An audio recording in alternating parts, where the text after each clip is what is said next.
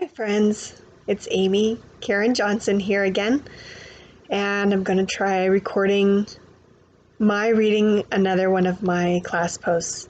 Again, this is me channeling my higher self on my elegy.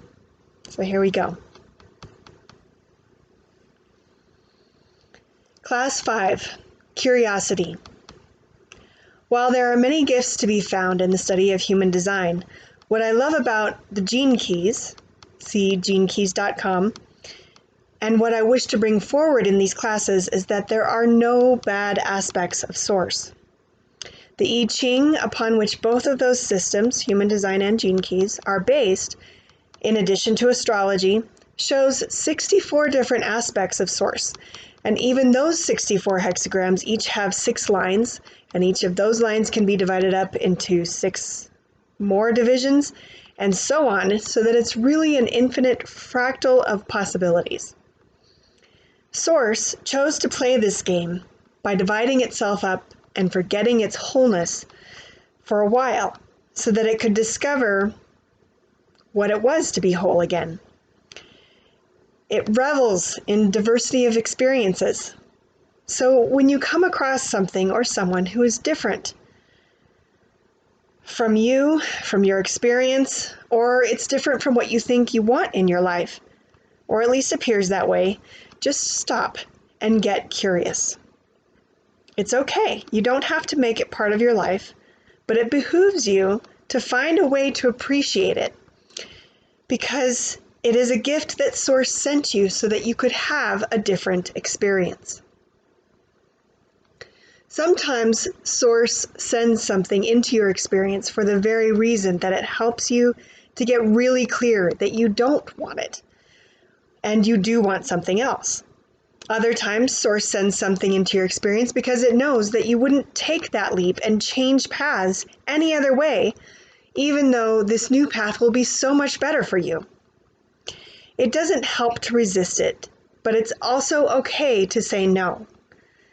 But the thing you always want to say yes to is a higher vibration, even if it feels a bit new and unusual to you.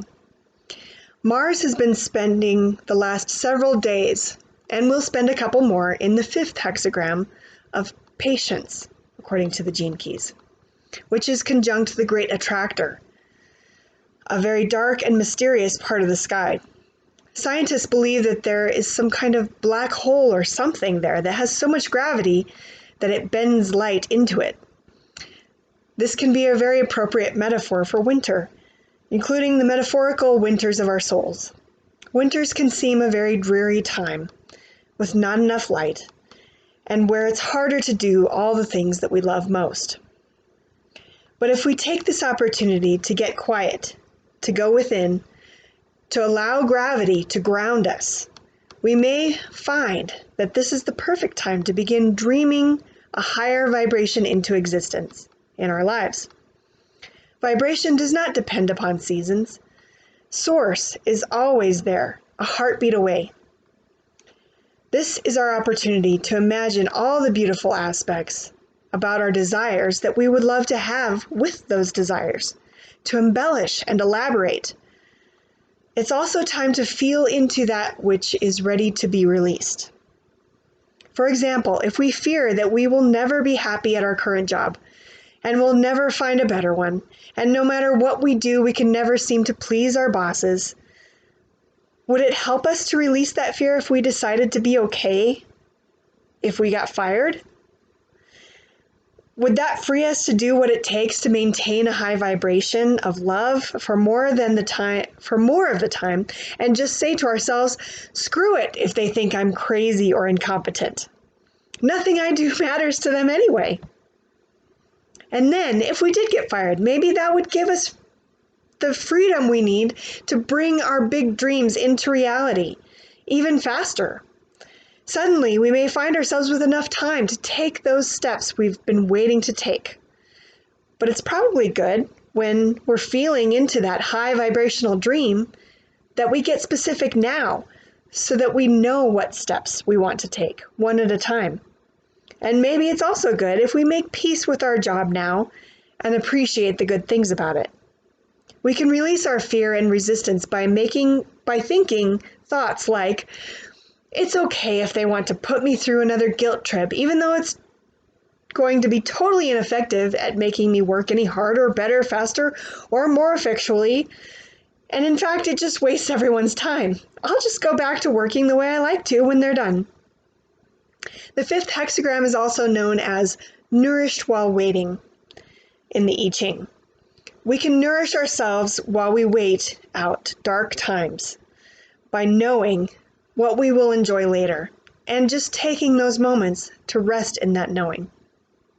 No one is misbehaving. Everyone is doing their best. Everyone just wants to be loved. The truth is that you all are loved beyond measure. Not only are you loved, but you are love. Your heart is a portal for Source to pour pure love through you all day, all night, every day, every night, to the degree that you can relax and become open to it.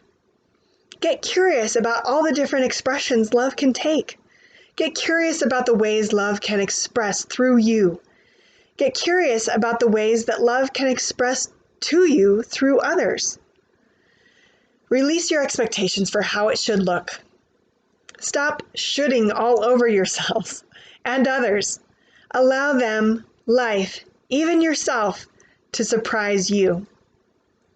Namaste, beloveds.